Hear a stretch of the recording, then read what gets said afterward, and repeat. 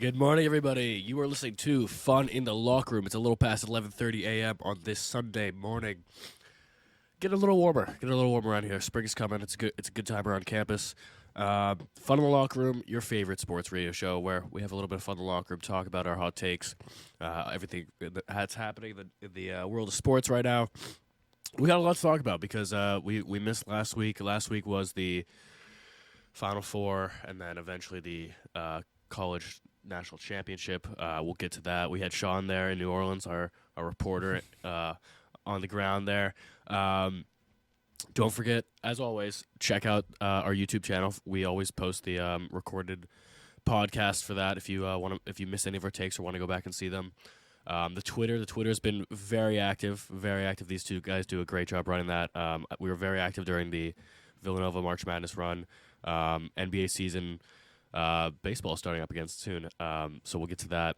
But we got a lot to talk about. I think first we should probably address March Madness, and I'll let you guys do most of the recap. But it was honestly just a phenomenal time around campus for sure as students, kind of unbasketball related. But and it really shows how much college sports means to a college for sure. And the morale was just super high up until the Final Four game. Unfortunately, couldn't get the job done. Back-to-back years of losing to the eventual champion, which is tough. But apparently, we've done this 9 out of the past 17 years. So we've either won it or have lost to the national champion. Really? Yeah. Oh my God. Yeah, but I'll give up to you guys because it was a lot to recap.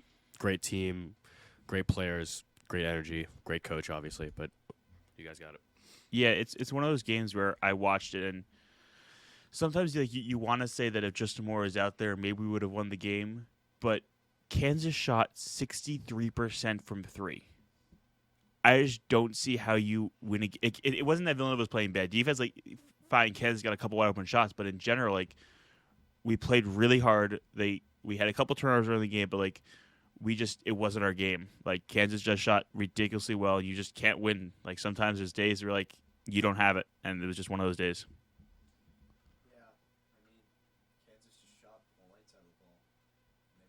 Yeah.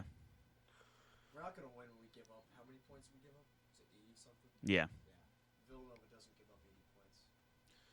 Yeah, wire-to-wire victory for Kansas. I kind of think if we didn't go down early, that 10-point deficit, that we would have had a better chance. Yeah. Major credit to the players and Jay Wright for getting us out of what was a 20-point hole at one point. We got into 6, down to 6 points. Got it in 6, yeah. The hustle, the attitude, our players to do that is ridiculous. Yeah, and addressing the Justin Moore thing, I thought the same thing too at first, but like you said, it's just you stopping an entire team that's just on fire. It's just one player's not going to do that. It was heartbreaking to see when they showed him sitting there, and the NBA media, or not NBA, sorry, sports media in general is just so good at doing that when something's happening on the floor and they cut to a player on the bench or the coach.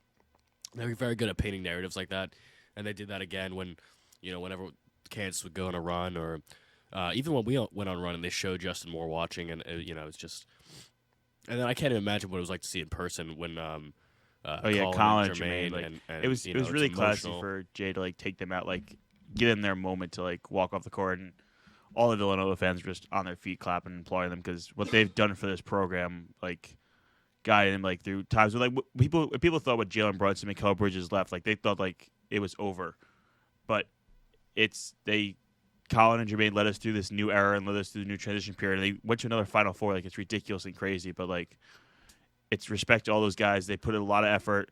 Jermaine Samuels was almost in my opinion, what it means to be a Villanova basketball player. The hustle, the ability to just give it all at every single possession is just amazing to me. Yeah, I mean, there's not too much more to say about that. Next year, looking forward to next year. So what are your thoughts about next year? Because obviously it's 2 starters we're going to be. And Daniel and Slater are seniors now, so they can take their COVID year and come back. So I don't know if they're going to do that. Hopefully, if they come back, the lineup looks really good. And then if I was looking through the lineup, if they come back next year, the 2 big question marks, to be honest, is do Caleb and Slayers come back? And then when can Justin Moore play again next year? Because the Achilles injury is you saw Kevin Durant. He missed an entire year. Like, are we looking for another whole year without Justin Moore? Like, I don't know. Yeah, I mean the timing with it's so unfortunate that happens in the March Madness run because, like you're saying, it does kind of take you out for the entire next year. Yeah. I'm not and you're mentioning Kevin Durant. I'm not super familiar with, excuse me, the specifications of Achilles injuries because obviously Kevin Durant's a 7-footer that plays professional basketball, and Justin Moore's not. But I'd imagine it's going to be at least 9 months, something. Yeah, I don't think we see him until and then the question does, depending on where we're at the point of the year, do they even play him or let him redshirt and take another year in the future? Like, yeah, it'll be interesting. Even without him, like if Caleb and Slater stay, then we have like Caleb, Slater, Longino, Cam Whitmore, our incoming freshman I like recruit. Cam Whitmore a lot. 5-star, really athletic. Really showed out in the Really athletic. He got some jump. He could shoot. Like I feel like he's like I know Antoine came in and we had a lot of hype around Antoine. He didn't really play much, but like I feel like Whitmore is more of like the Jeremiah, like the more physically at the point and ready to play in our system right away than Antoine was. Yeah. Would you call Antoine? Oh, I don't want to use the word failure because that's kind of, It's hard to say that because he was injured for so often. Like it was out of his control. He got all his injuries. Like I'm intrigued to see. Like I think he could be a big player in our team next year because like he still has the skills and athleticism. Like give another offseason where he's fully healthy and like see what he can do and see if he could take over from Moore. That's if he's on our team next year. I don't think he transfers. I mean, I wouldn't if I were him because the spot's wide open for him to play, but his career here has kind of just been defined by injury. If I were him, I'd just want to get a fresh start somewhere else. He's got, 2 more years of eligibility? Yeah. Yeah. There's one thing I saw I saw some guy on Instagram Twitter and talk about this that like he was predicting where college football guys would transfer, and he did a thing where they all transferred based on where their girlfriend went to college. They all transferred to like their girlfriend's school. oh, what? Yeah, it was some weird thing like that. It's like I don't know, just Antoine not transfer because he's got his girlfriend here. Like I don't know. What was the stats on that? 'Cause a lot of guys. Yeah, it was like a lot of people like transferred to where they're like it was weird. So, I don't know. I feel like he's got the. Yes, there's a lot of reasons for him to leave, but it's also that there's a huge opening in minutes that are just up for grabs. You know, speaking of opening in minutes, and I before I forget, I want to get to Trey Patterson after this, but I think the giant question mark all of, I guess not last week, the week before the game was who was going to step up and eat those minutes that Justin Moore usually occupied, and I feel like it's safe to say Brian just did not do a successful job in making an impact at all when he was in the game. We had a 5-man rotation. That was it that game. Yeah. I mean, but he still got a chunk of minutes, though. And he missed 2 threes and badly. Yeah, he did hit one at the end. He did hit one at the end in garbage time. Like, regardless of if it was Justin Moore or someone that came in and successfully occupied those minutes, do you think a 6-man rotation would have helped? Like, regardless Yes. of if it was Justin Moore or not. Let's say Brian Antoine does step up, because I don't believe, in my opinion, that he stepped up at all. Do you think? No. Do you think the fact that it was a 5-man rotation hurt us, basically? Well, yes, because just having 5 men against Kansas, we got destroyed. They shot 70% against us in the first half. The game was over then. Having a 5-man or not really wouldn't have mattered. But Exactly. it always helps to have if we had Justin Moore, the game would have been closer. It would have been closer. I do agree with you, but I still don't think. I don't see how in the world you beat a team when they shoot 65% from 3. This is one of those things that just like they did get open threes, but like there's one shot at the end of the game where It was the Braun guy. Richie Braun hits a fadeaway 30. Yeah, he comes off a screen, catches it. Like Shot clock. I'm like, that's the game. Like right We were there. down, that was when we were down 6. It was great defense. Yeah. Great defense we played on him, and he just went off a screen and took a fadeaway 3 that just went in somehow, like deep fadeaway. Like that's It's the game. also a big ask, though, to ask anybody to come in and replace Justin Moore. That's true. Antoine wasn't getting minutes all season. Arch wasn't getting minutes. Towards the end of the season, he was getting less and less. Yeah. So, I mean, to expect these guys to come out and play against Kansas, it's a tough ask. But, March Madness, anything can happen. And Kansas just happened to shoot 1,000,000,000% that game. Yeah. I mean, got to give Kansas a little bit of credit for, They won the Well, whole thing. especially for largest deficit in the title game, and Yeah, I mean, like, there's nothing. Who were you rooting for? I asked this question because my stats teacher had a very interesting ideology for who he rooted for. So I want to hear who you're rooting for. Okay, so I hate Duke with a passion. Okay. So I was clearly rooting for UNC, and I, historically, just like UNC in general, and I just don't like Kansas. So I was rooting for UNC pretty easily. Yeah, I was rooting for the first ever tie. My stats teacher, so it was the same day because it was Monday morning. He said he was rooting for Kansas because he said for 40 years almost at this point he's been able to say that that Villanova is the lowest seed ever to That win is true. when they won like 85 when they were the 8th seed, and so he literally did not want to. He was rooting for Kansas because he did not want to share that title with UNC. That is fair, but I think it was different. Even if UNC won, UNC comparing the magnitude of Villanova beating that Georgetown team with Patrick Ewing, was just such a much bigger accomplishment than what UNC would have done against Kansas. To be fair to UNC though, they did not play like an 8 seed at all. No. I didn't watch a lot of UNC in the regular season, but they played so well this entire tournament.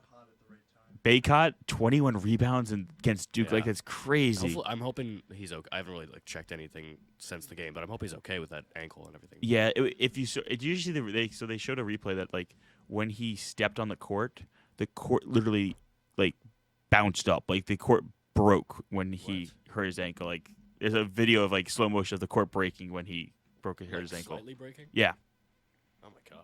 and then at the end, last play of the game. I feel like you're just kind of calling him fat, Sean. No. I'm calling this problem with the court, maybe, because like no, at the end of the game, then when they try and make the 3-pointer at the end, Manic ran around the baseline and literally tripped on the same exact spot. I saw that, yeah. So like, I kind of think that play was written up for him, yeah, I agree. and he just fell, and they had to improvise. And, Yeah. yeah. Congrats to UNC. Nope. Almost Congrats said to it. Villanova for a great season, and Yeah, it was. we'll be back. It was a great time, and I don't want to be pessimistic, but I don't know how. We'll just say it's uncertain our chances next year. Without Yeah. it's uncertain. Yeah, I don't think we'll go back to the Final Four next year, but like we're still a Sweet 16, Elite 18. Like we're Nobody would pick UNC in the final. No. yeah, we're Villanova. We're going to the Sweet 16 next year. Like we'll Yeah. that's where we go over here. Because I feel like we've been robbed the past couple years. I think we would have had a real chance to go far in 2020 at freshman year. Like you just think Still of with like Sadiq and Jeremiah. Jeremiah was on this team. Like Sadiq too, but like just Jeremiah by himself. Like if Colin was healthy last year in the tournament, Yep. Big blow. To What that. could have been. It's always an if. I hate it. yeah. Never just have a healthy Sports is just defined by ifs at this point. It's the way it's always been. It is. Yeah. Next year though. All right, what do we got next?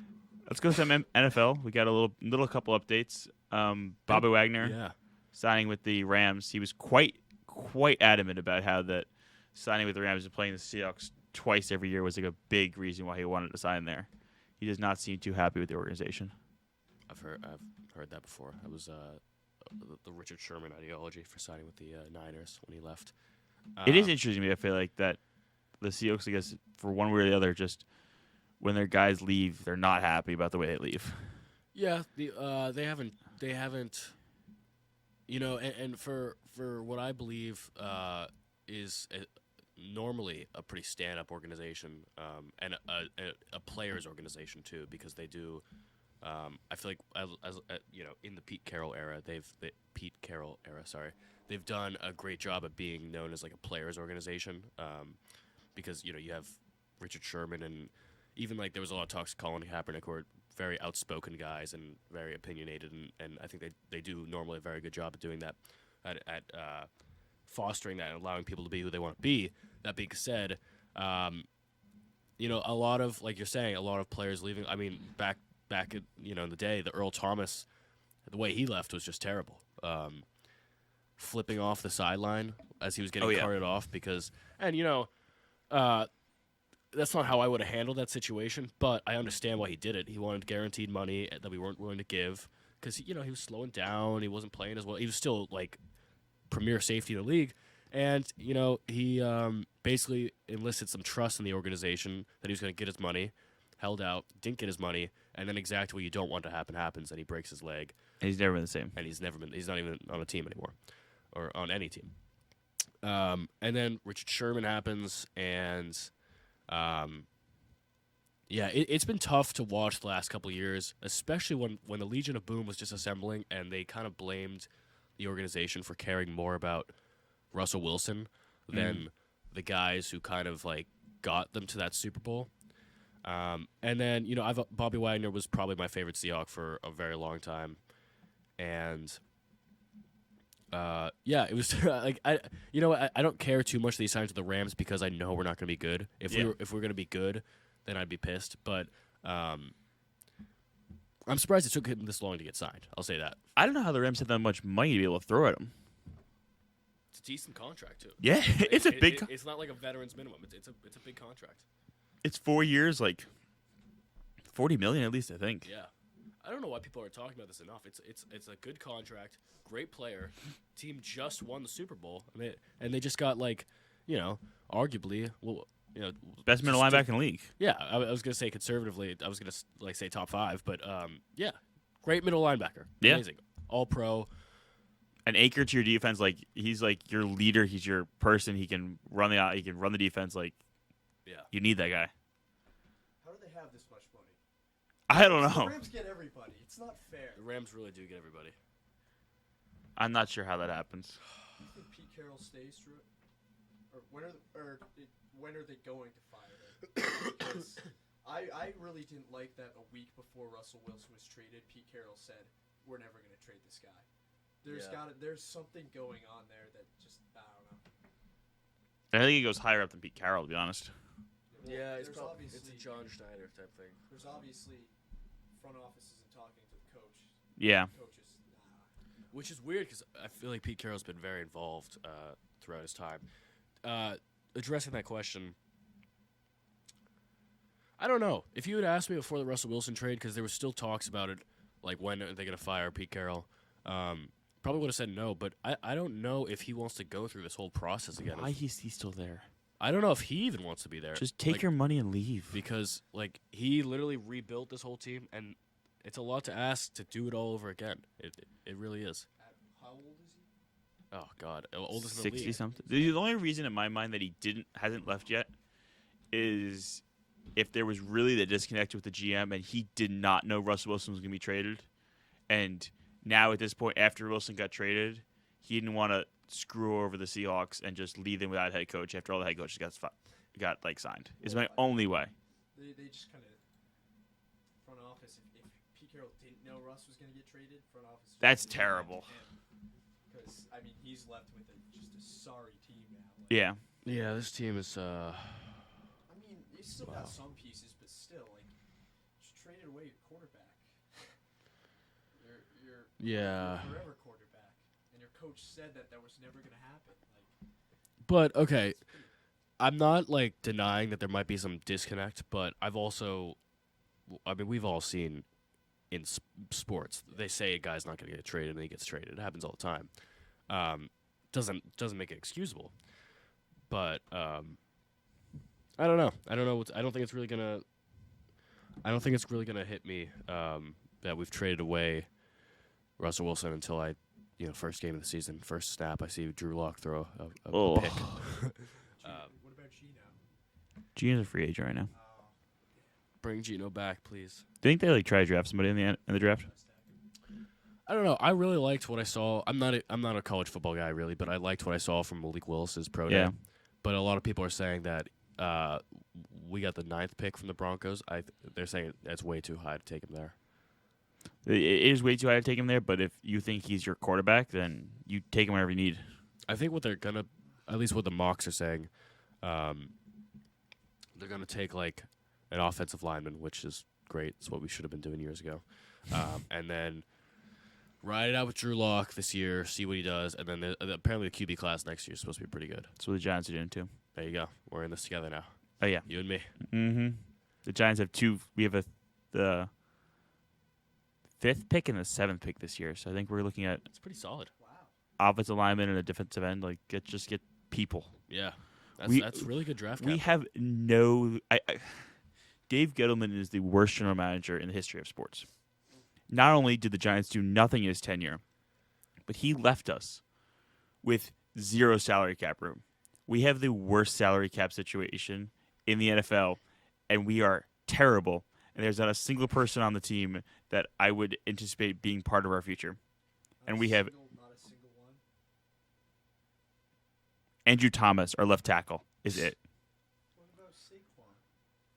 I love Saquon, but you can't spend big money on a running back. Look at the Panthers.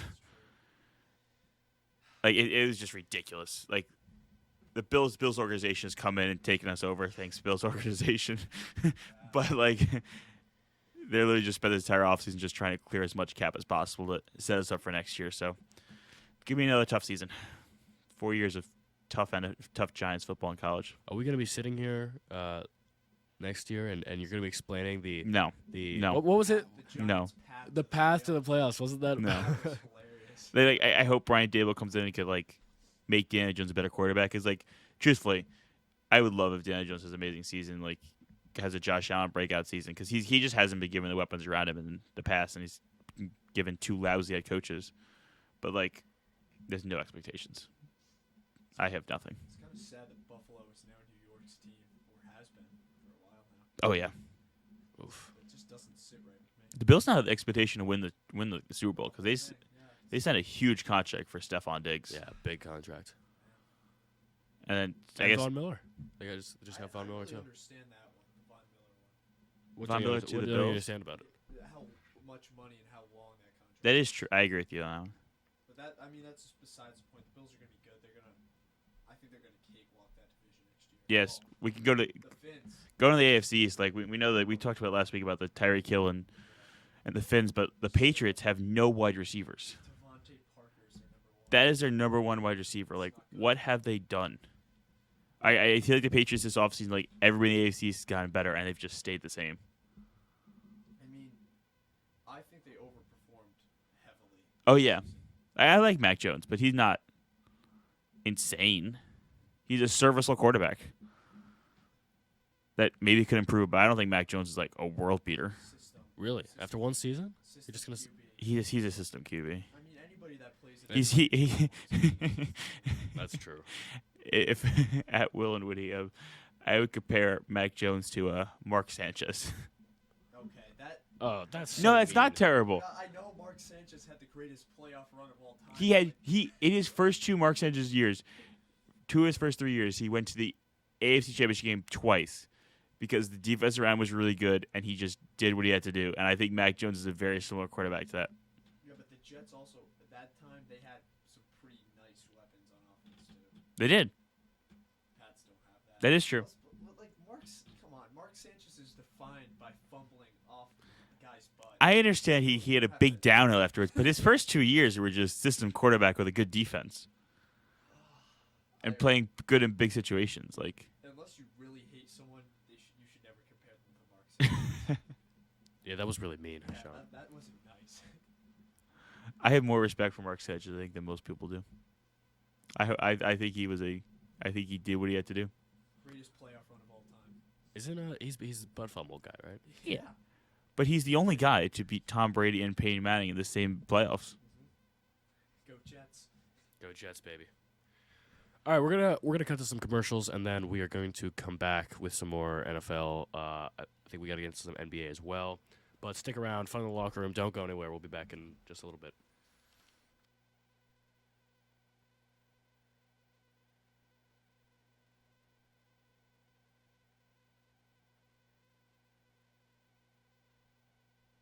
From the newsroom, this is WXVU News Director Gabriella Raful with your weekly Mainline News Minute. Radnor is a lively place, and sometimes it can be hard to keep up with what's happening around town and on the main line. An easy way to keep up with everything happening is via Facebook groups focused on specific places and interests. For mainline restaurant reviews, check out the Facebook group for suggestions for dining out, news of new eateries, and general goodwill about restaurants in Radnor and the rest of the main line. Another useful Facebook group is the Wayne Radnor Community Network page. This is a great place to share business and community news tips and information. Finally, the Wayne Business Association page can keep you informed if you're a business owner or a community booster in Wayne. In other news, PennDOT and the contractor crews are still working to fix potholes across the Philadelphia region this week, including more than a dozen roads in Delaware County. Crews will restrict travel lanes on state highways to patch areas of deteriorating pavement. Drivers are advised to be alert of this moving operation and to expect intermittent lane closures and possible slowdowns when driving near work crews. All activities are weather dependent, and some of the main roads being worked on include Interstate 476 near Ridley, Springfield, Nether Providence, Marple, Haverford, and Radnor townships. Drivers can report potholes and other poor road conditions by calling 1-800-FIX-ROAD or visiting PennDOT's website and clicking on Submit a Roadway Concern. With this week's Mainline News Minute, I'm Gabriella Rafool from the WXVU Newsroom. Here's what's happening in the Mainline with WXVU's Mainline Community Events Billboard. Villanova University Tech Crew holds office hours every Friday from 12 to 4 in Tolentine Classroom 9.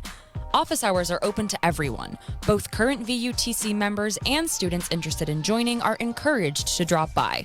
If you're not able to make it to office hours, but you'd like to discuss something with VUTC or otherwise schedule a training or meeting, please contact them at contact@vutc.com. If you have a community event in the main line you'd like to submit to WXVU's billboard, email wxvumusic@gmail.com. If I could be you, and you could be me, for just 1 hour. If you could find a way to get inside each other's mind.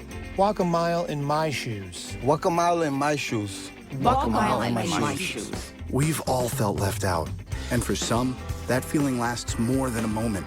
We can change that. Learn how at belongingbeginswithus.org. Brought to you by the Ad Council. Walk a mile in my shoes. Fun in the locker room. We'll be right back. Now, here's your 3-day weather forecast for the main line. Some sun to begin your Sunday with clouds building this afternoon, a high of 50. Mostly clear tonight, chilly, a low down to 35 degrees. We'll see a mix of sun and clouds Monday, a high of 61. And we'll see rain showers early on Tuesday with sun later in the day, a high of 69. Fun in the locker room. We'll be right back. Fun in the locker room. We'll be right back.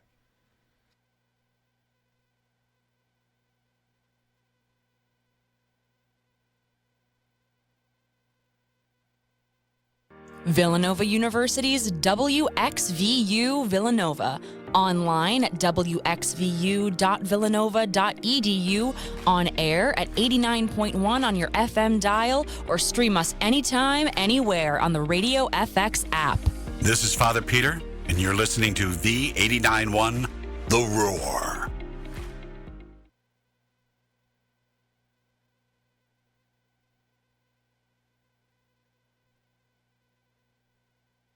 Make WXVU your home for Villanova sports. Listen for live play-by-play of Wildcats basketball and football home games with Pat Kapoor and Dan Winkler on the call. Count on V89.1 The Roar for coverage of Villanova sports that you won't find anywhere else.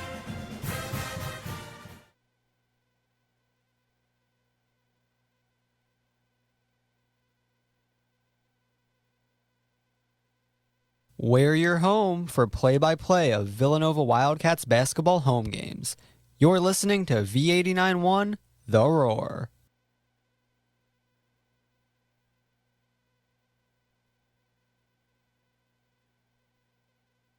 Hey Villanova.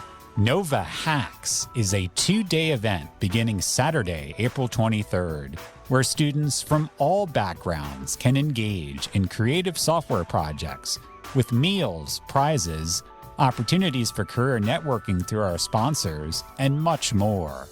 Sign up today. Email hackathon@villanova.edu to register. Space is limited. Again, send an email to hackathon@villanova.edu, and we'll see you for the first annual Nova Hacks, the weekend of April 23rd and 24th. Hey, Villanova. Do you ever struggle to fall asleep, kept awake by your racing thoughts? Well, here are some tips and tricks that may help you. Try measured breathing exercises where you count the lengths of your breaths to relax your body. Listen to calming sounds to distract from anxious thoughts. Create a bedtime routine to help you unwind, be it reading a relaxing book, drinking some tea, or meditating to let your body know it's time to rest. According to Thomas Dekker, an American dramatist and writer, sleep is the golden chain that ties health and our bodies together. College students are dealing with an epidemic of sleep disorders thanks to our super stress out lifestyles. So it's time to make sleep a priority in our lives. In the Know with Nova Nurses. This message is brought to you by senior nursing students in the Fitzpatrick College of Nursing, the Office of Health Promotion, and 89.1 WXVU Villanova Radio. Hello. Fun in the Locker Room coming on next.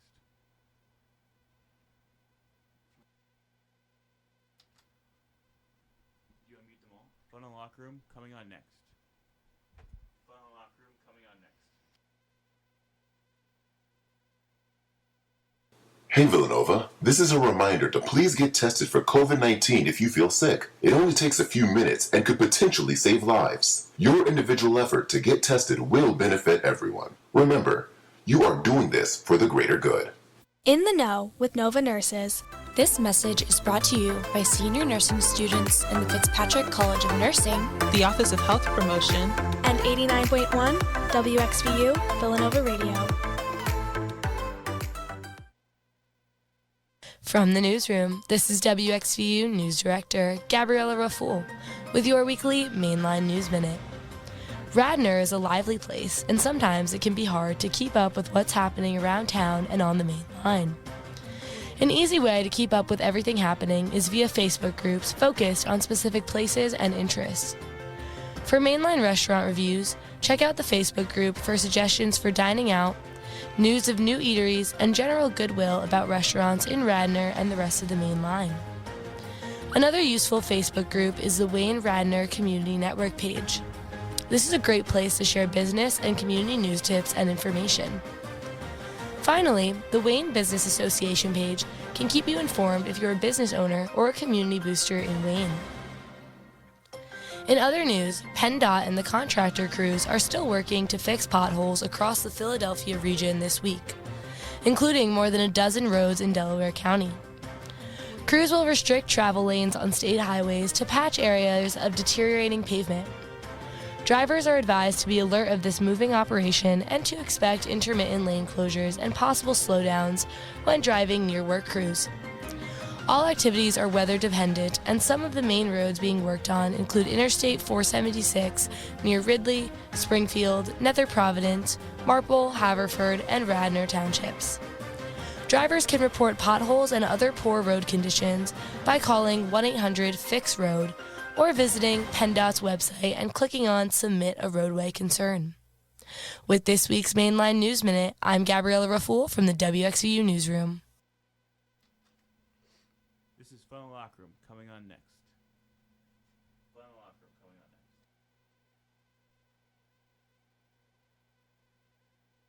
next. Here's what's happening in the Mainline with WXVU's Mainline Community Events Billboard. Villanova University Tech Crew holds office hours every Friday from 12 to 4 in Tolentine Classroom 9. Office hours are open to everyone. Both current VUTC members and students interested in joining are encouraged to drop by. If you're not able to make it to office hours, but you'd like to discuss something with VUTC or otherwise schedule a training or meeting, please contact them at contact@vutc.com.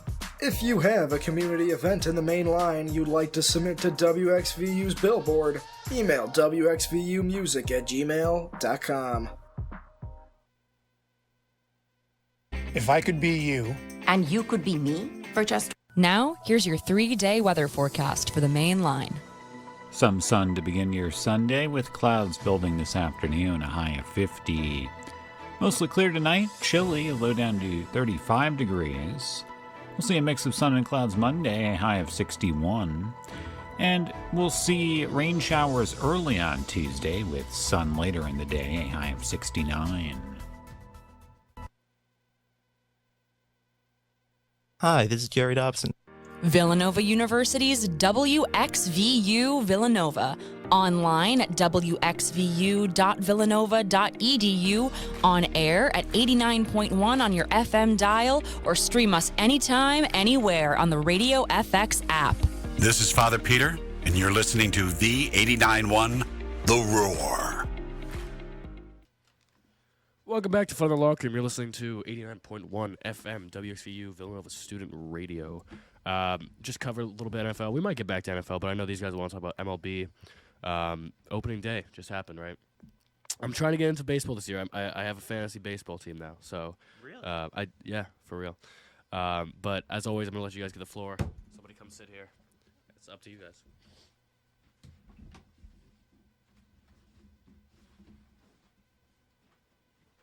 So, Mets opening day the other day. Big sweep of the Nationals to start the season. Our pitching has looked awesome. Yeah.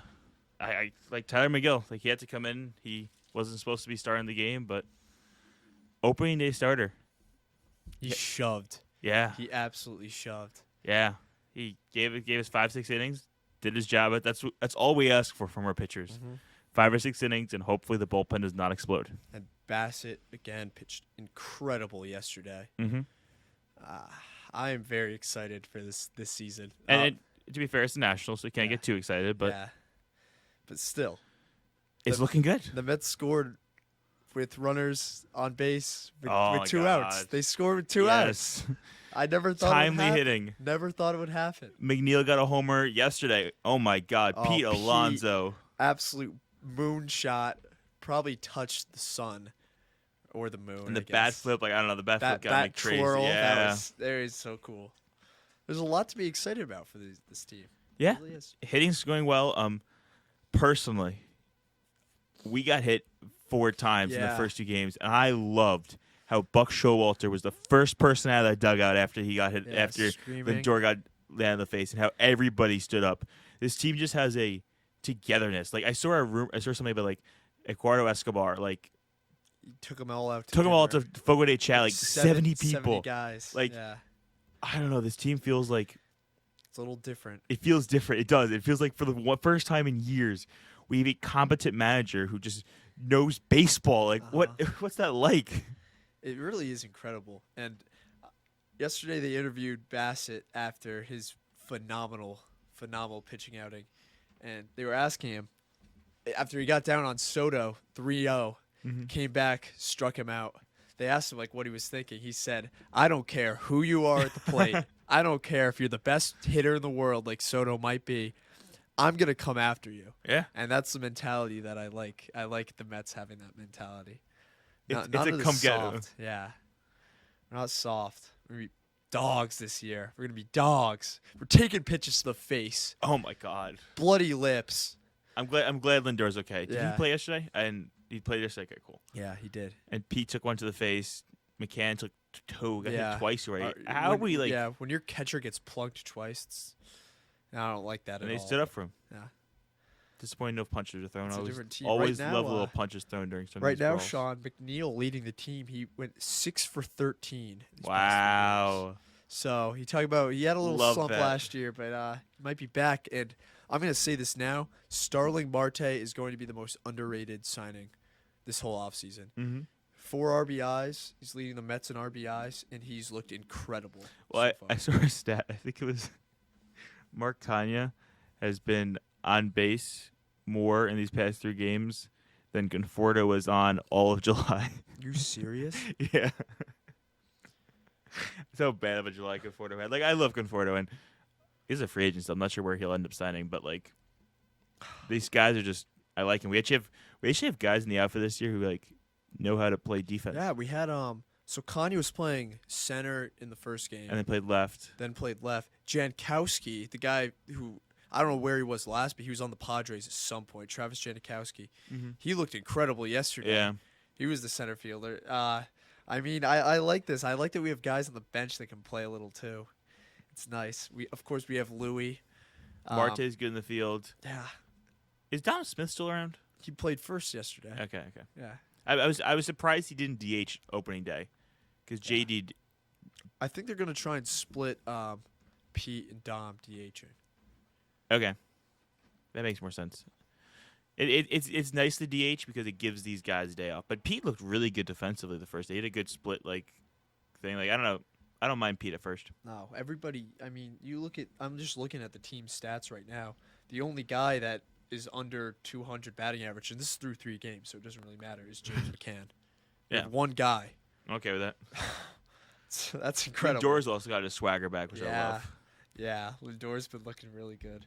He's only hitting 222. I mean, it's been 3 games. You can't Calm down a little bit, Liam. The percentages don't really matter at this point. He's walking a lot. He's not striking out. I like the way this team plays a lot.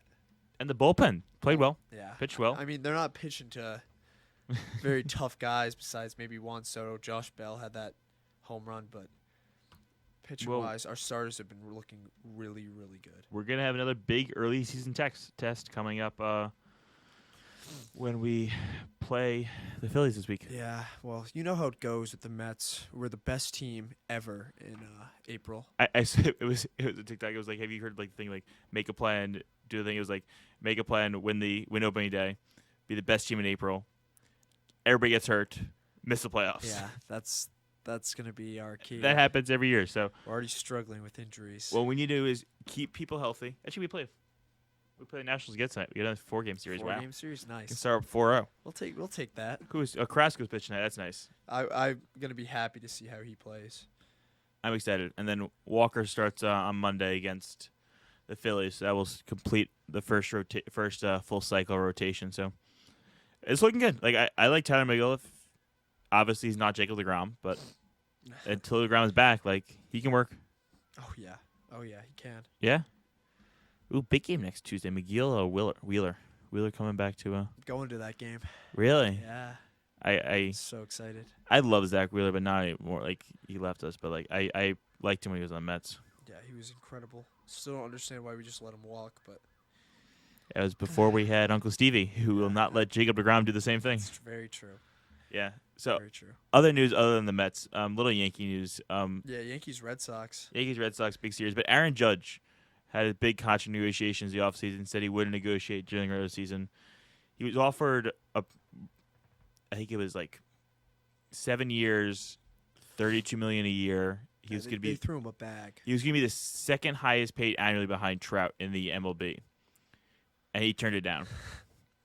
And I understand betting on yourself, but for a guy who is often injured and has had 1.5, maybe 2 years of full baseball where he's played really, really well, this makes no sense to me. It doesn't really at all. Because, I mean, you can say, oh, I'm betting on myself. Bro, you're going to get paid $32 million a year. What?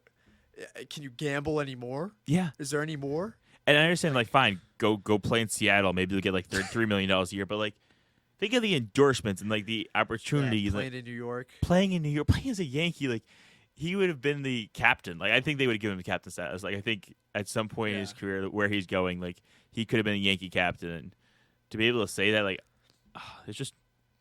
It's silly. Baseball, more than any other sport. Bag chasers. Chris Bryant on the Rockies. What are you doing there, dude? Bag chaser.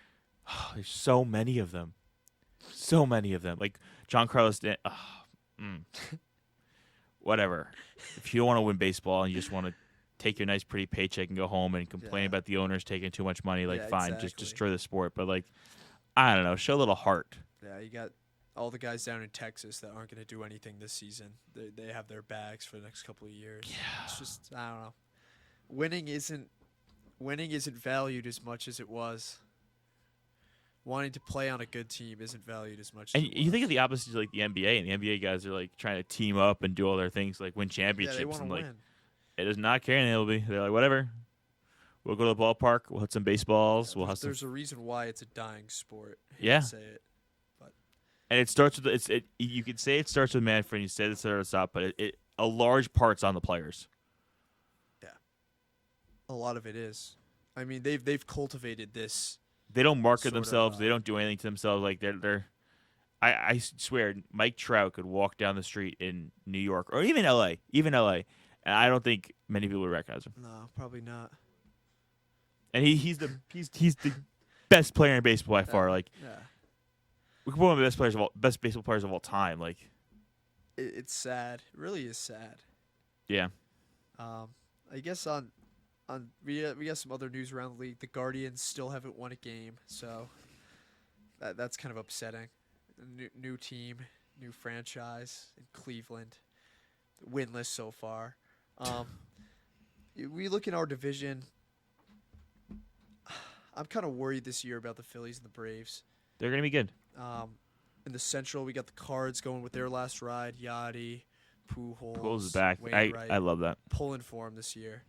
And then out west is going to be a shootout, I think, between Padres, Dodgers, and Giants. I don't think the Giants are going to come close to what they performed as well as they performed last year, just because they overperformed tremendously and they lost a bunch of guys. I think it's going to be the Padres, and the Dodgers right now on paper have the best team I think I've ever seen in my lifetime. They do. Ever assembled. I mean, agree. They have 1 through 9. Best, maybe the best 1 through 9 in the past however many years. It's incredible. Yeah, it's going to be hard to beat them in a 7-game series. Yeah, but they did lose yesterday to a Rockies 8th inning go-ahead home run. Exactly. So anything can happen in baseball. Like, I think the Mets stack up decently well against them. Like, we have the pitching. If DeGrom's healthy, like, I think that's going to be our main. Nobody's going to beat DeGrom, Scherzer, Bassett in a 7-game series where you have to face Scherzer and DeGrom twice. No one's going to do that. No.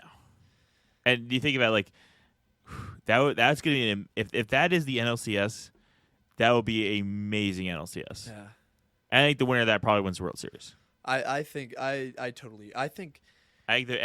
NL's winning the World Series this the year. odds right now it was Dodgers were heavily favored to win the World Series. I think The Braves were second, I probably. think Braves and someone else were second. I want to say it wasn't I think it might have been the Blue Jays. Blue Jays were really high up, and then of course the Rays. We were ranked higher than the Yankees. Yeah, we had higher odds than the Yankees. But yeah, this Dodgers team really scares me. It's going to be a very fun baseball season. It's just starting. The Apple TV production wasn't as bad as I was anticipating. I hated it. It does suck, but for right now I like it because we're in college and we're not in the New York market, so I can actually watch the games without having to worry about it. But yeah, I miss Gary. I didn't like the stats in the corner. I didn't like that at all. Really? It was just like out of context. Like, Yeah, it's just some guy up true. at the plate. He's in an 0-1 count. His hit probability is whatever. Goes to 1-1. His hit probability goes way down. Like what? I don't know. Stats without context. Them just showing random numbers. They could be. That's It is. They could be doing. I don't know. It's silly. I agree. But baseball's back. Yeah, I'm excited. All right.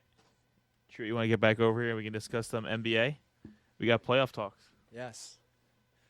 And we're very excited because the LeBron James will not be in the playoffs this year.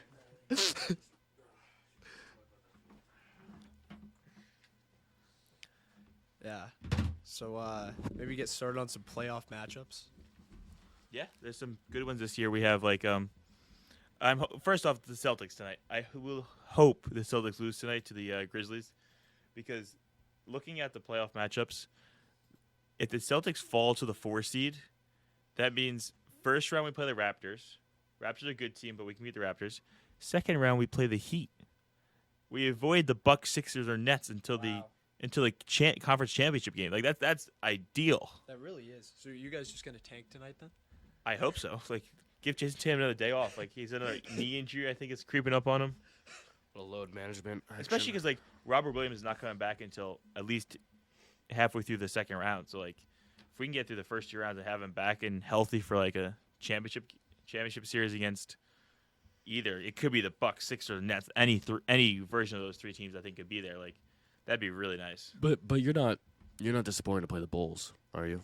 If it Bulls have not looked very good. Yeah, recently at all. it's just a second round matchup. You have to play like somebody better. That's but fair. I don't mind playing the Bulls either. The Bulls have like fallen off. I know Lonzo's out for the year now, but like I would want to play them right now. You got to stop DeRozan. I don't know how Levine's really been doing because Levine has not really been making that much noise. He hasn't been playing. He's been out too. Yeah, dude, injuries has just kind of like ruined this team this season. I wouldn't be too disappointed to play the Bulls. no, and injuries ruined a lot of teams. Like you look around, like I can't believe the Hawks are not playing a game. I thought the Hawks were lower. So let's talk about the East playing tournament. Yeah. Who secures the 7 and the 8? Well, the Nets Just the way right it now is. are in the 7. I would say the Nets get the 7. Yeah, I don't think Kevin Durant or Kyrie would let them lose. And they got very, very lucky because the Cavs over their last 10 have been 2 and had 8, not so good. many injuries. So they've been horrible without Mobley, horrible without Jared Jackson, and Jared Allen. Jared Allen, sorry. And they've just been the Nets have been really lucky. Nets have been really lucky. Yeah. That they were able to get that 7 spot. Ben Simmons out for the year. I no idea what's going on there. At this point, I think he should just retire. How much more does he got to do? It's hard for me to believe that it's a back injury. Because what were you doing when you were on the Sixers this season? Like, And there's some video of him warming up and dunking a basketball. Like I do not understand him. It's ridiculous. it's a John Wall type where you fall in your house and tear something. That's like I mean, what did he do? Why I don't know why he's out, but I don't know. That's besides the point. I kind of forgot about the Ben Simmons thing, anyways. I think the Hawks could grab the 8 seed. The way the Cavs have been playing, for sure. Yeah. For sure. That would be tough if the Cavs didn't make the playoffs after such a great start to the season and a great middle of the season. That'd be tough. Even LaMelo. Imagine like because the Hornets Hawks I feel like is pretty even wise because like they both got their young point guard stars and they both have guys around it, but like I can see the Hornets getting the 8 seed. Yeah.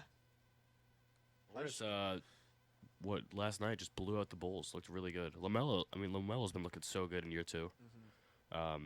Even if they don't make the tournament, I mean, I think for the Cavs and the Hornets, if they don't make the tournament by some means,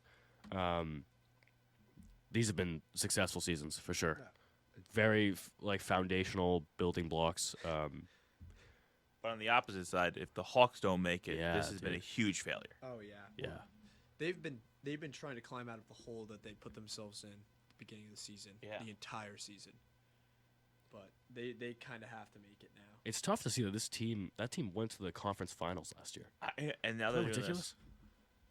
It's also, I feel like this year around though, the play-in tournament is going to be better because I remember watching those games last year and like it was atrocious. They were atrocious. But you look at obviously we assume this Nets, whoever they play, is probably not going to be that close.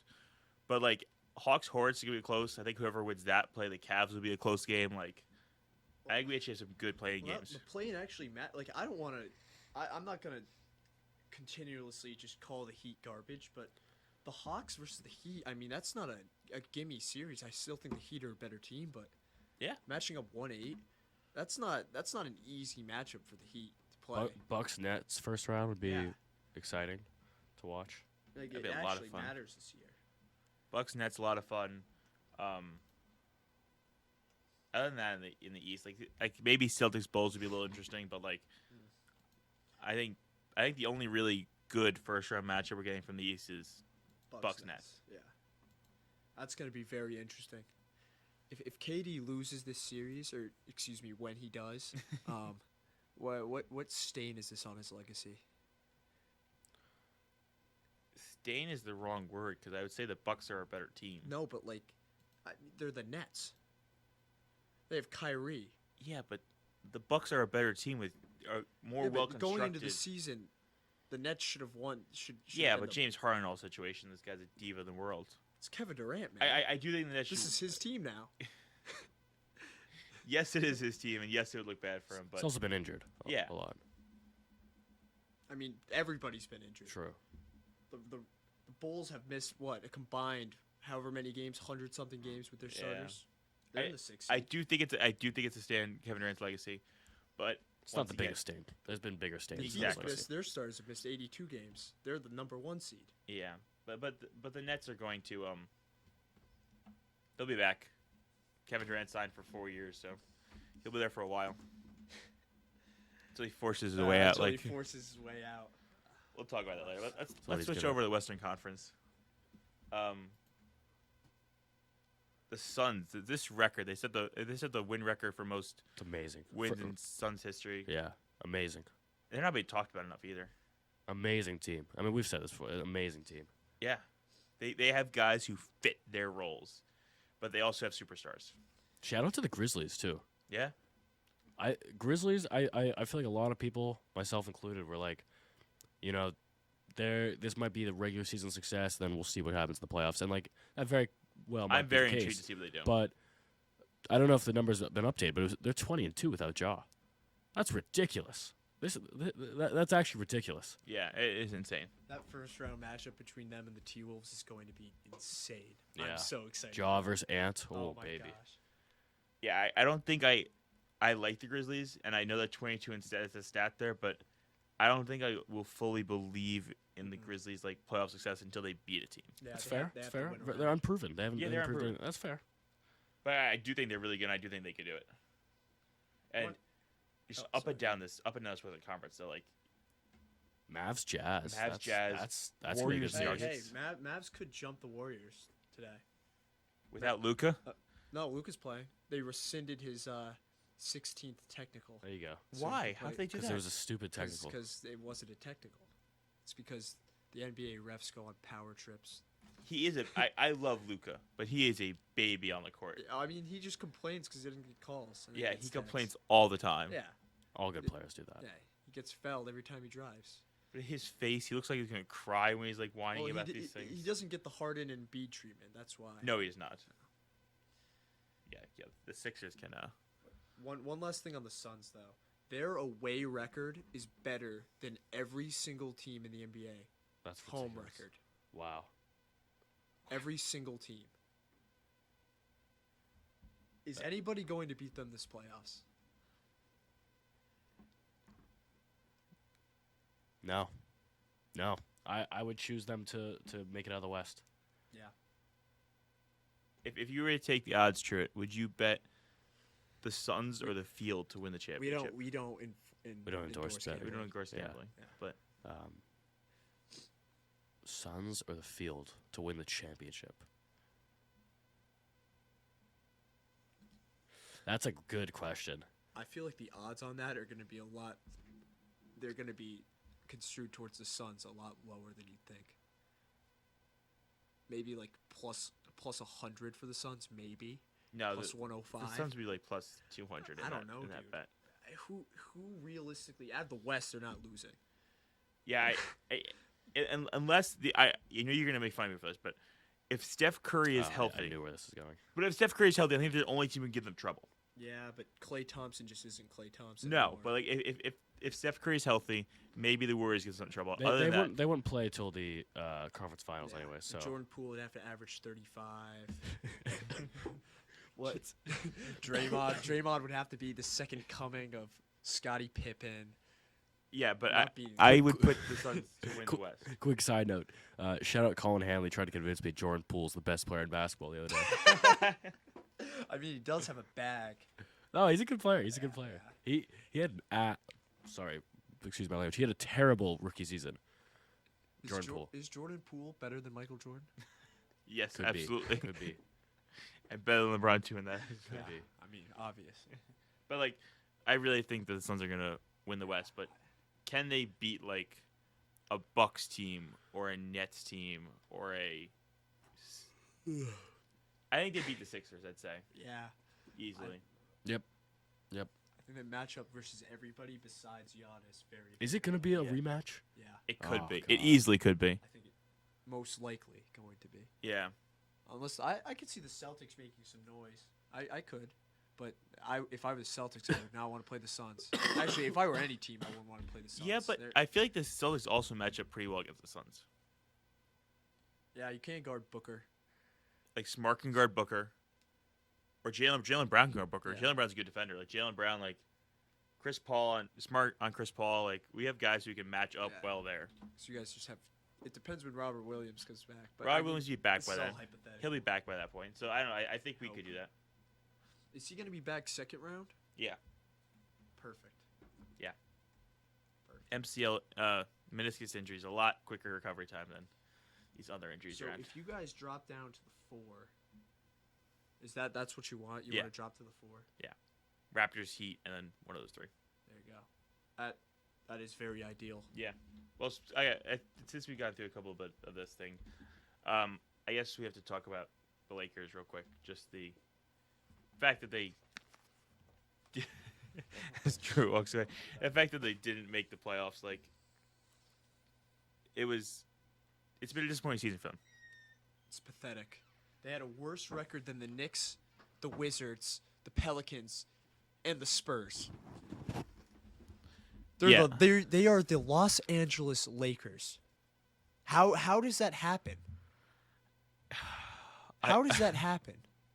And what frustrates me even more about this is, I'm telling, like, LeBron, how do you just leave your team when they're like trying to battle for the last play-in spot, and he just goes? I mean, they couldn't. I have an anchor tree. Let's go. They couldn't win with him or without him. They went 6-17 without him, 6-17 with him. I just don't see where they go from this. Like, they have so many old guys and just eating up cap space. And Anthony Davis, like, guys made of paper. It's pathetic. My God. This team is pathetic. They don't show any heart. They don't show any attitude. They just seem beaten down and destroyed, and they don't care. Yeah, it's really sad. Well, and I saw somebody say, I know Truitt, he left, but Truitt talks about how, like, LeBron wanted DeMar DeRozan. Magic Johnson came out and said otherwise. Magic Johnson came out and said that he approached the Lakers about getting DeMar DeRozan. You don't think LeBron could and get LeBron anybody wanted he Russ. wants, bro? And he said LeBron wanted Russ. LeBron could get anybody he wants. And, I mean, I like Russ. That was a failed experiment. Yeah, it's not Russ's fault. He just didn't fit with this team. No. He's a good player. The team around them the team is horrible. The team's It's terrible. not well constructed. No. They weren't built to win games. Who's the rookie? Reeves? Yeah. Yeah. He's like one of the best guys. Like, How is Austin Reeves going to be the guy giving the most effort? Yeah. He showed effort every time. Like every time I watched the Lakers game, like he was hustling, and you see like Carmelo and these guys just like nothing. Guys with some talent should be doing that. Well, I like that's not a shot at Austin Reeves. It's just like it's pathetic. And it's bad for the game of basketball that the Lakers played this horrible this season. Yeah, I agree. How are you going to let the Clippers? How are you going to let the Clippers sweep you? Your own team. How are you going to let them sweep you? I'm sorry. It's pathetic. This is a Clippers town now at this point. Like it's pathetic. Really is sad. LeBron, like, you're supposedly the greatest of all time. Like, do something. Show some heart. Show some attitude. Show something. Help your players. Lift them up. Don't just like, yeah, I scored 30 points this season. It was a tough game, but I gave it my all. 30 points. Like, you're just throwing your teammates under the bus. Just accept some responsibility. Yeah. Say what happened. The team is horrible. Yeah. Okay. I think that's enough of Lakers banter. It really annoys me because the expectations were so high. And he put it on himself. Yeah. The expectations were so high, and to come out and have a season like this, it's horrible for the game of basketball. It's just a bad look. It's a bad look. And also, the Western Conference is showing the reason why the play-in tournament is stupid, because the Pelicans and Spurs are both 5 and 7 games behind the Clippers. The Spurs are 13 games under 500. How are they competing against the Clippers for an 8 seed? Like, how? Like, realistically, the first series could be Suns-Spurs. Like, I hope they do away with this play-in tournament. It's so dumb. I think they should like add a caveat. Like, if you're like within like 2 or 3 games, maybe you can add it into it. But like maybe one. Yeah, you're one game. Yeah, you have to beat the team that's above you twice, and they have to beat you once. Didn't we have a tie last year for 6-7? I feel like the Nuggets were in a tie. They had to have like a playoff to get into a playing game last year. I don't remember, but the whole thing is just, it's ridiculous. It really is. It's very silly. It's just, it's so embarrassing as a league to have 3 star players on one team perform the way that they did. And I know they had injuries, but every single team had injuries. That's no excuse. Yeah. The Heat are the 1 seed, and they had more guys injured. Mm-hmm. Yeah, we'll see. The Cavs are doing better than the Lakers. How are you going to let the Wizards had a better record? The Knicks won 2 games in the span of like 2 months. It's pathetic. It's sad, and it's terrible for the game. Yeah, that's a lot of teams. I didn't realize that many teams were better than the Lakers. The Kings are only 3 games behind them. Yeah, Kings are 3 games behind. They're in the lottery spot. They could get a lottery pick.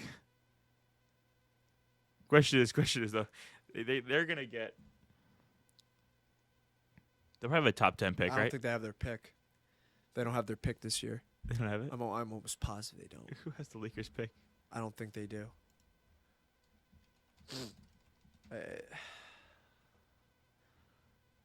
And the fact that they didn't make any moves at the deadline was, oh my gosh. It's just like. Yep, they owe it to the New Orleans. It's just like mind-numbing. Or Memphis. It's just stupid. It's so stupid.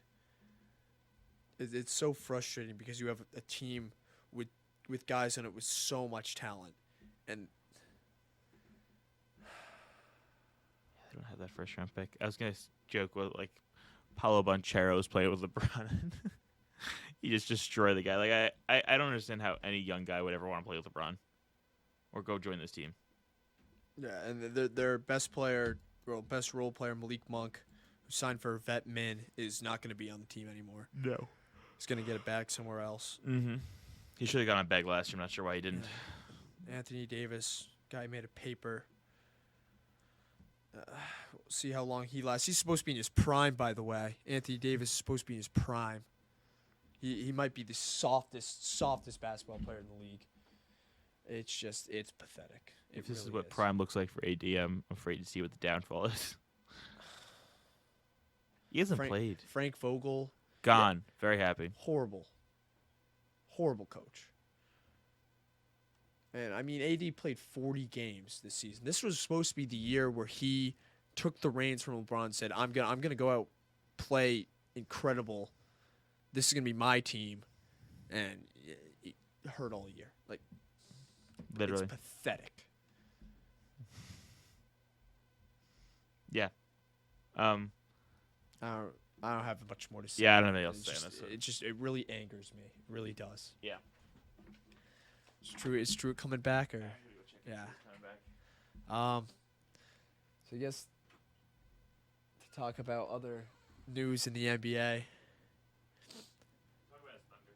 Yeah, well, I want to talk about like the other awards races because there's a lot of controversy about the MVP this year. Who's gonna win it? I know Sixers fans are very very biased, but I don't think there's any question that it should be Jokic. Yeah, 20,000 points, 10,000 rebounds, 5,000 assists. Like, first guy ever to do that. He's the MVP. Yeah, he's every single number that he has is up from last year when he won MVP. For some reason, this year no one really cares that it's a 6th seed. You know, some in recent years, being a 6th seed was enough to seemingly discredit your MVP. I think only dumb people would do that because what Russ did that season was he had the greatest season ever. But Jokic has come very, very close, I think, to the magnitude of what Russ did. Is he still breaking the PER? I don't know, but record? I mean, he's averaging what, 26, 14, and 7 or 8. He's insane. And you look at this team, and there's nobody on this team. No one. Because Jamal Murray's hurt, Michael Porter Jr. is hurt. Like, and even if they were healthy, he is it's not carrying this team to a 6th seed by themselves, all by himself. The coach said it. Mike Malone said it. He said Jokic is tired from carrying this team. That's not a very nice thing to say about the team, though. It's true. Okay, 27, 14, and 8. Oh my gosh. And a 33 per. Yeah, and the team has a 6th seed.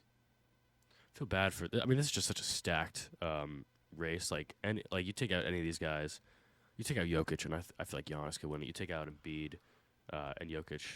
You take out all three, Ja could win it. Yeah. I mean, he's missed some time. Yeah, dude. Book. I mean, if this was still the 2010s, I feel like Ja, the season he's having, he'd be the front runner. And it's just a great time for basketball. There's a lot of talent in this league right now. International game. It is an international game. It is. It really. So last MVP winners, so it was Jokic and then Giannis, right? Mm-hmm. So international. I mean, top 3 candidates are all international players. It's crazy. Top 4. Oh, Luka. Oh, Luka. Actually, Jason Tatum's probably above him. absolutely not. He's a better player. Who? Jason Tatum's Mavs a have better a better Then record. Luka? Yeah. No, Oh. it's not. Mavs had a better record than the Celtics. Imagine if Luka had Jalen Brown. Oh my God, they would never lose a game. Luka's a crying baby. Okay. Wow, where is this coming I from? love Luka. Don't get me wrong. I love Luka. But I would take Tatum over Luka. I wouldn't. I hope you guys play in the finals, but Luka can't get out of the first round. Oh please. These Oh are my- some bold statements we're hearing here. Some bold statements. Holy moly. Yeah, Jokic right now is projected to. Both Jokic and Giannis are gonna beat the previous PER record. Wow. And Giannis is gonna win deep boy. He's won it before, right? Yeah.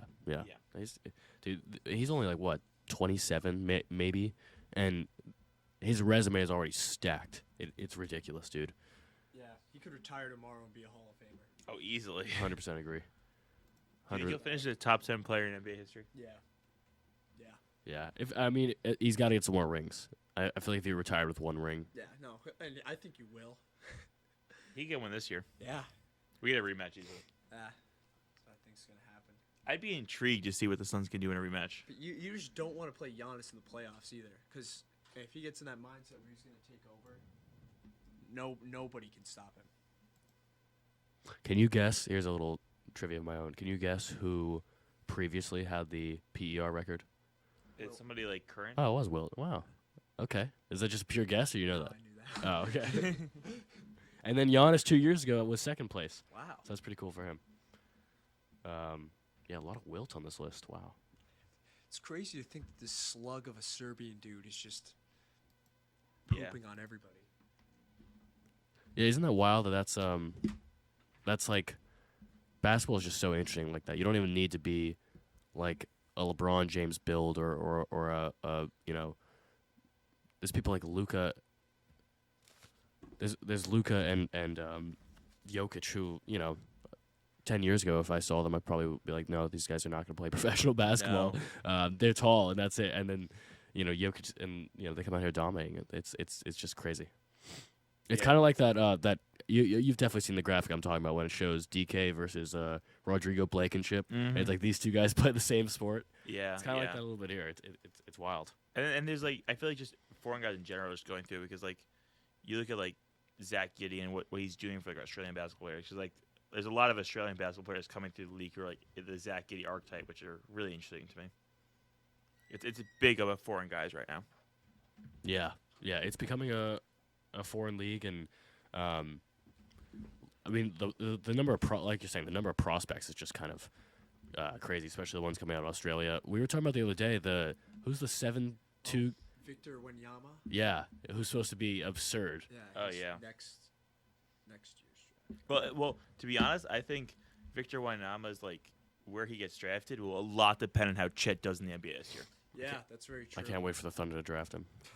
Victor should be really excited. Chet. No, next year. Do you want Chet?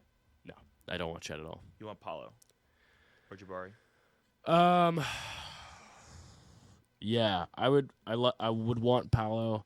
Jabari kind of had a pretty bad tournament run. Auburn's. I called you. Auburn's is not good. Jabari's not bad. Auburn just wasn't good. I like Paolo. Auburn's guards couldn't shoot. I like Jabari's game and his build, and I think both Jabari more than Paolo has to put on some muscle.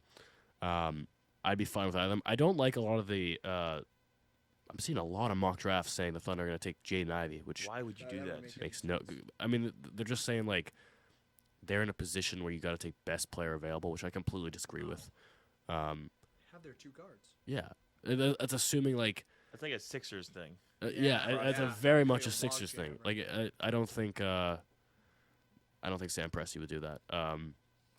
We got to get in the top 3 though, because if we don't get in the top 3, You trade up. you got to trade up. But I was saying the same thing last year, and it worked out for the best. I like Giddey, but the entire summer I was like, please trade up to get Jalen Green, and they just never pulled the trigger on that. These type of drafts, though, when there's like 3 guys who are head and heels above everybody else, it might cost a lot to get in that top 3. The Thunder have it though. They have all the capital in the world. How much do you, argument's sake, you're 4 and you want to get to 3? We got 3 first-round picks this year. How much do you have to give up to get from 4 to 3? Swap. Give them a pick. Give them another pick in the first round this year. Give them another pick next year. And that's not that much for the Thunder. That 2 first rounders and a swap. So which one are we? Because we have the 2 outside of our own that we have this year are very different. It's the Suns and the Clippers, which are very different picks. Because Clippers is going to be 30th. Give them an early first round next draft. Yeah, do what the Mavs did. Yeah. I think they could do it. I would be. I think you kind of have to at this point because sitting on all that draft capital. Yeah, because if we fall to 4, we're not taking Ivy. So who are we taking? Keegan Murray or AJ Griffin? AJ. Yeah, those guys don't like scream like yes as much as the other dudes. And AJ Griffin's also, and it's not a bad problem to have, but our 2 guards are above 6'6", both of them. So AJ Griffin, who I believe is 6'6", no, he can't play the 3 then. I don't know. Giddey's like 6'8" for a point guard, and Shea's also I'll look it up, but he's also I want to say like 6'8". I don't know how that would work out. That's why I'm saying you got to get a big man, throw whoever at the 3, throw Dort there. I don't really care anymore. But I think a big man would really put us in the right direction. I think Paolo, it totally fits with what Sam Presti's trying to do because he's trying to get as many guys at as many positions to handle the ball, right? You bring in Giddey. Shea was already a guy like that. I think that's why they liked Baisley and Poku and those experiments kind of whatever. But they're guys that can handle the ball on offense, and that's Paolo's very good at handling the ball on offense. I don't understand watching the Duke UNC game why they didn't give Paolo the ball every single time because he's dominant. He is dominant. He was dominant, and really get to the rim. He is NBA ready. Mm-hmm. He has his body. I mean, he's huge. The guy knows what he's doing. His IQ is off the charts. He can dribble. He can pass. He can shoot. I think the Thunder really got to go out and get this guy. Just an update. Not an update, but Shea is 6'6", Giddey is 6'8". Lou Dort is 6'3". But he plays like he's 6'. I know. That would have. Is he actually? Yeah, 6'3"? He's 6'3". Oh my god. I do like, and I feel like I was saying this to someone the other day. I do like the movement that the NBA is going in with point guards, where it's all these taller guards coming in, like people like Shea and Giddey and LaMelo, and even Cade is pretty oversized for his position. It's kind of this like weird movement that's happening, but I'm honestly a big fan of it. Space. They just make space so easily. But they're not shooters. All those guys you just named just aren't like 3-point shooters so much. It's intriguing how they're going to fit in the rest of the NBA. What? When you have a guy like that can create a 6'8" point guard going against your 6'1" guard, it creates he drives huge to the hoop. problems. He makes other guys, everybody else on the team can shoot. I mean, I agree. Not to play devil's advocate, but LaMelo is shooting 38% on 8 attempts a game. Pretty good. Second season. That's pretty good. LaMelo, I don't know why a lot of people aren't talking about. LaMelo's on like every House of Highlights, but I don't think people are always like they're talking enough about he like. Plays for the Hornets. Yeah. Cade is not shooting well from 3 this year. Well, Cade's a rookie. Cade is a rookie. No rookies shoot well from 3. First year. I have a question for you guys. Every offseason, I feel like we have some NBA star who forces his way out of some situation. Any anticipations of any NBA star you think is gonna go somewhere big? I wouldn't say. I don't think he's a star, but he's just. I will give him credit because he's pretty good. Rudy Gobert. That is not who I. That's not who I was thinking either. Yeah. Wow. Or Donovan Mitchell. I was thinking Mitchell. Out of Utah? I thought Donovan Mitchell was going to go out of Utah. Have you seen Gobert? Like how frustrated he's They're been? both very frustrated. Yeah. The team is falling and they've incredibly blown frustrated. multiple 20-point leads. They blew a 17-point lead to the Suns. It's not looking good in Utah. I cannot wait to play them first round, baby. Yeah, dude. Who are you thinking about, Truth? I I lost it. I don't know. I think. I thought we were thinking about the same guy. I think it's finally time that Dame is gonna get his way out of there. Are you sure? He doesn't run from the grind, bro. I don't know, dude. They're saying they want to like build around him again. I don't. If I mean, we'd all say the same thing. If we were Dame, we'd ask out. I would have asked out 3 years ago if I was Dame. Not gonna win in Portland. No. I'm trying to think of some. Well, Sean, who comes to mind when you're asked that question? It's Donovan Mitchell.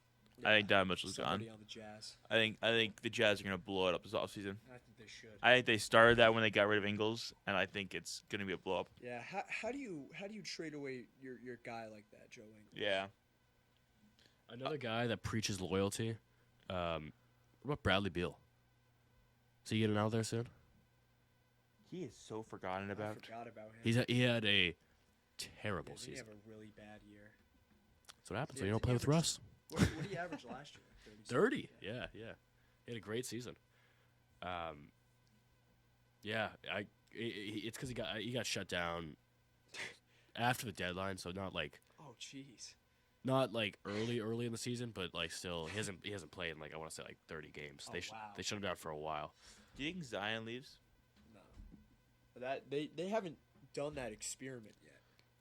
I know, but Zion can still want to be out there. Getting CJ helped a lot because CJ's looked really good for the Pelicans. CJ and Brandon. I don't know. It's weird. Like I don't know what's going on with Zion and his uncle or whatever. Whoever his agent is, but because they said Zion's not playing anymore, and then his uncle came out and said like Zion will like suit up for a game this season.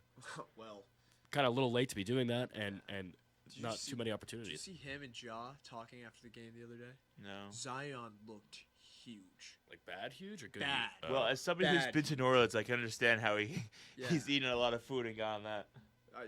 I saw something that said the Pelicans will trade up for Chet. Draft Chet, and then whatever Zion wants to eat, they'll just make Chet eat. That's pretty funny. That's yeah. That would work out pretty well. That would actually. I think they have to give that a go. Healthy Pelicans, Bi, CJ. It would be good if Zion can was so be healthy. good when he played. Yeah. The other guy I'm thinking about is, does Trae Young ever force himself out of Atlanta? Nah, hasn't been there long enough. Not long enough, but Wait, didn't he just sign his he signed an extension, right? I know, but I see it coming. These contracts don't mean anything nowadays. Yeah, I guess that's true. You got to see if this season was a blip or not. Because they I mean, great W season last year, Eastern Conference Finals. That whole everyone talks about the Sixers end of that, but the Hawks beating the Sixers, were down in that series, came back, won. The whole, in the Garden, what they did to the Knicks, last year was a season of W's for the Hawks. You got to see if this is like a trend or not. Yeah, they've just had rough stretches this whole season. They have, but even last year they just got hot. They had a terrible start to the season, just got hot. Yeah, they did.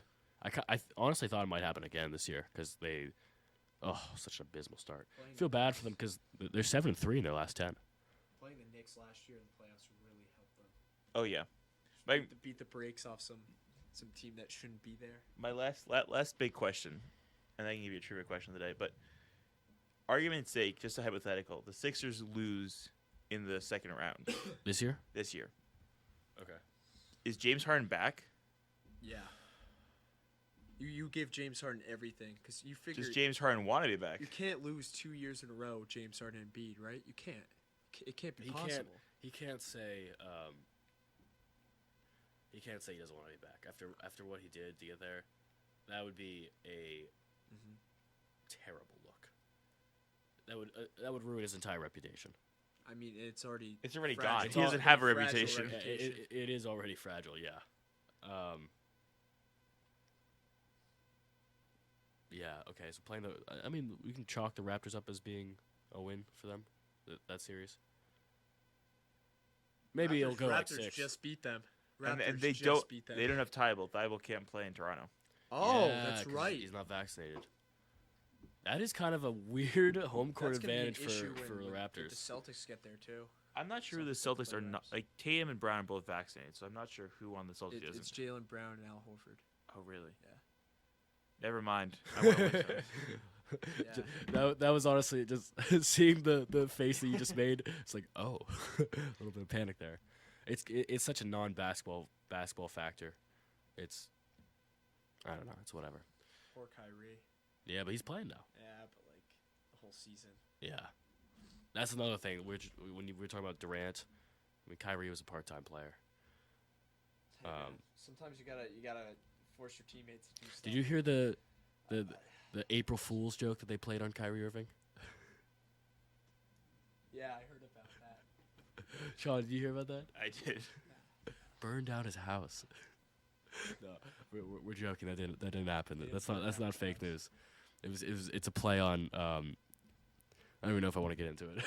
Before trivia, yeah. Can we go through all these matchups who we have winning each round? Yeah, we're gonna make a bracket. Speaking of brackets, we didn't even talk about how I won our little. Okay, you had Kansas winning. All right, calm man. down. Even without Kansas, I was gonna win the whole bracket. I don't know anything about college basketball, and we didn't even say once on the show that's that how it goes. I was sweeping. I like more than doubled you guys' points early on. Yeah, I picked too many upsets in college basketball. Yeah, It's I had what they University of Alabama Birmingham in my Final Four. Oh my god. What? Yeah. Okay. Go Dragons. 99.6 percentile. Thank you. Nice, man. Thank you. I mean, would have traded that whole thing Yeah. for a Nova championship, but Maybe if you picked Nova, we would have won. Yeah. It's all Truett's fault. It's fair. I'll take that blame. Take that. It felt wrong. It felt like a dirty victory. We'll definitely do a bracket though for the NBA. Yeah. We'll keep very close. I don't know. We'll keep watch over that updates. Yeah. on Do we the just show. want to? Do we want to go series by series? Or you just want to make? We don't Just really rapid know, fire? 'cause There is a Yeah. lot of. Let's just go. Let's go rapid fire. Yeah. We'll start in the East. We have to wait. We have to make assumptions about the play-in tournament. We're just putting whoever's 8. We'll just put 8. He Cavs. Heat. Heat. Bucks Nets. Nets. Bucks. Really? Celtics. Bulls. Celtics. Sixers Raptors. Sixers. Okay, second round. Heat Sixers. Ooh. Oh. I'm gonna go Sixers. Sixers. Okay, rank. You got Celtics. Nets. Celtics. I got Bucks. Well, Celtics, we have Bucks. Bucks Celtics. Okay. Well, Finals. Yeah. Sixers Celtics for you. Celtics. And we got Sixers Bucks. Bucks. Yeah. Okay, so you got the Celtics in the finals. Yeah, I don't think we. I think we beat Philly. I don't know if we beat the Nets, and that'd be intriguing. This is part 2 to ranks how the Giants can make the playoffs. No, come on. No. This you is both very said, different. like- It's very different. I'm kidding. Okay. You guys somehow missed the Bucks. Oh my god. Yeah. Suns. Clippers. Okay. Suns. Wolves. Grizzlies. Grizzlies. That's gonna be a great. That's series. gonna be I a think great this goes series. 7. I think this I goes think it was 7. 6 or 7. Yeah. Yeah, Grizzlies in 7. I'm gonna take the Grizzlies, but I'm not confident on it. Warriors. Nuggets. Warriors. Mavs. Jazz. Mavs. Yes. Okay. Suns. Mavs. Ooh. Suns and foe. No, I'm kidding. I'll take I Suns don't though. want to get swept. Suns in 5 or 6. Yeah, Luka will hit a game winner. He'll go off for 51 game. Yeah. Warriors. Grizzlies. I'll go Warriors. Even though I don't want to. Ooh. I'll go Warriors. Yeah, Warriors. Suns. Suns. Dang. So we have a Suns Bucks. We literally predicted a Suns. You and I. So Suns Celtics. Suns. Celtics. I think Suns probably win that. Okay, I thought you were about to say Celtics for a second. I was like, Yeah. Suns Bucks. what do you got? Suns. In part two? If it's Suns Bucks, I would pick the Bucks. Yeah, I think Giannis repeats. I think Giannis doesn't. I think Suns got him this year. He doesn't let them lose. I think Suns got him this year. Wow. I would love to see that though. I'd love to see CP3 get his first. Love to see him get a ring. Love to see Devin get a ring. Yeah. Okay. Mikal get a ring. Okay. 8 players in NBA history have averaged 35 or more points. Wait, one second. Let me confirm that number. 34 or more points. 34 or more points in an NBA season. Who are those 8? Michael Jordan. Michael Jordan. Yes. Wilt Chamberlain. Yes. Wilt Chamberlain did a lot. Was it James Harden? Was one of them? Yeah. Harden did it twice. Kobe's done it once. Crazy. That's 4. Now we move on to, there's got to be some old guys in there. Kareem, maybe? Kareem did it, yes. Yeah, Kareem. 34 or more? Yeah. Has Kevin Durant ever come close? Yeah. No. Oh, I thought he averaged like 32 his MVP season. So what we got left? 2 more? 3. 3? Got to be old guys on there. Yeah. No new guys or newish. No. Elgin Baylor. Yep. Yeah, bingo. Jerry West, or is that too off? I think this guy played in his time period. And Jerry You West. think he did? Oh no. Frank, you don't even know who this guy is. It's gonna be like John. Never mind. This guy played for. So we got 2. Guy played for Golden State most of the time. Left. 2 guys. He played for Rick Barry. Yep. What? Last guy. Rick Barry averaged above 34 a game. The underhand free throw guy. Yeah. Rick Barry averaged 35.5 in 1966. Wow. True. I think you probably could have averaged 20 that season. Probably. The guy shooting free throws underhand, bro. Okay, last guy's a Lake. Wait, don't say it. So he's a Laker. He played for the Lakers. Played for a lot of different teams. I would have said Kareem or Wilt. Nope. Said that. He was a center. A lot of different teams. Is it Paul? Nope. Oh. It's got to be an old guy. He set the record in '74 with the Buffalo somethings. Braves? Yeah, Buffalo Braves back in 1964. Oh, God. It's gonna be something like some absolute. It's not Moses Malone. No. Yeah, some guy No, you just never guess, like Bob McAdoo or something. That's what it is. It's Wow. Bob McAdoo. Clippers legend. Yeah, that's the only reason why I knew that. Yeah. It's because of 2K. Yeah. What? I didn't like that at all. Bob McAdoo? How many points? 34 and a half. Oh, so he barely. Was he the cutoff range then? No, Harden did it at 30. Didn't Harden average like 36 or something? Harden averaged 36 in 2018, and then Holy moly. Wow. 34 in 2019. That's Don't matter if that slept break. on, bro. I got a little trivia, kind of related. Okay. How many players, and you gotta name them, averaged 30 on 50% shooting? 30 or more on 50% or better. Russell Westbrook? Nope. No. God, no, dude. On 50% shooting? God. James and Michael Jordan. That's it. Those are the only 2 guys ever. Yeah. 30 points in a season and above 50% shooting. Did LeBron do it this year for the first time? I don't know if it was for the first time, but he did it this year. That's crazy. It's weird. It's just it's Surprised Shaq never did that. yeah. I actually am surprised Shaq never did that. What was Shaq probably didn't average over 30. Is the problem. How many points is Shaq putting up? He never cracked 30. 29.7 on 57% shooting. Okay, Yeah, so he in was- 99. He was practically there. Yeah. Oh, so close. Giannis might also have been close last year because Giannis averaged 29.8. Yeah. I could definitely have seen Giannis being really close. So what did Embiid and Giannis shoot this Yeah, year? 29.9. Oh, wait, no, that's this year. 29.9. Yeah, Dude, he hasn't averaged. This year, Giannis averaged 29.9 at 55%. Yeah, I was gonna say. So He hasn't even been close to averaging under 50% shooting if he scores a since lot, his third year. Yeah, if Giannis drops 40, does he bump up to 30 points a game? Possibly. This is crazy efficiency. What did Embiid shoot this year?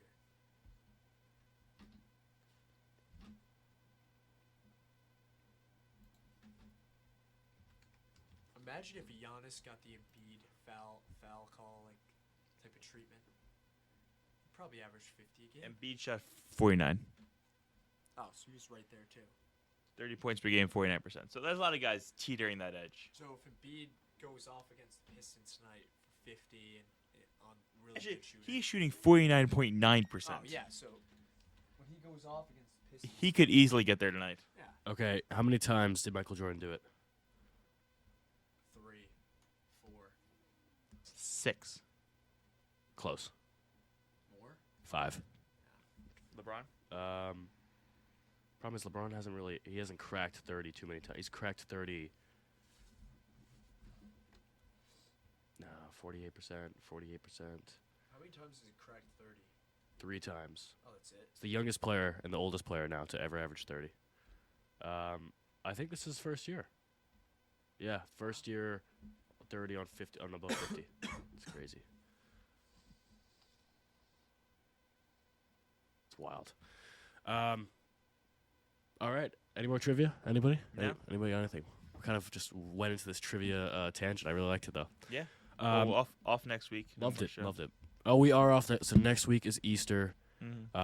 Oh God, I get so, I feel so empty on Sundays when we don't have the show. I just sit around and for the entire hour we're supposed to be on and just cry. And I assume the listeners do the same thing too. But don't worry, everything's gonna be on YouTube. Go follow the Twitter right now. Just go follow it right now. Well, I don't know why We'll post our brackets when we make our NBA yeah, brackets. we will. We will post those on Twitter when they come out. Some polls up for sure. Yeah, so I don't have to say that I won the bracket. You'll be able to see when I'm dominating this bracket upcoming. Okay, you may have won the bracket, but NFL picks you didn't do too hot. No, I forgot about that. I really did. Try and block that out of my memory. What? Can we do MLB picks too? Just early season, who's gonna win each division? Yeah, I'll sweep you guys on that too. Yeah. Perfect. Okay. This has been Fun in the Locker Room every Sunday, 11:30. You know where to find us. Just not next week. Just not next week.